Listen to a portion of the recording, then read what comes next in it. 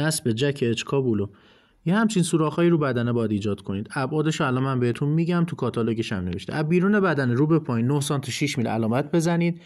بعد با گونیا یه خط کاملا صاف بکشید. دوباره از بیرون بدنه رو به داخل 3 سانت و 7 میل علامت بزنید. از سوراخ اول یادتون باشه، از سوراخ اول رو به داخل 12 سانت و 8 میل علامت دومتون رو میزنید. با مته 5 این دوتا تقاطع رو سوراخ میکنید، همینجوری که دارید میبینید.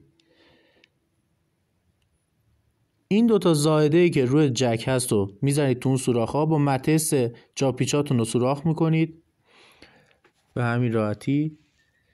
من معمولا با پیچ 5 سانتی میبندم، ولی شما میتونید با پیچ 4 سانتی هم ببندید به همین راحتی. جا پیچامون رو با پیچ 5 سانتی محکم میکنیم، جک رو میبندیم رو بدنه. این جک سمت چپمون هستش، محکم شد. حالا این دوتا قطعه زردی که میبینید روی جک هست، اینا رو بردارید. جک به صورت خودکار باز میشه و به بالا پرتاب میشه که فقط مراقب باشید به صورتتون نخوره. این از این. بقیه‌ش هم پست بعدی.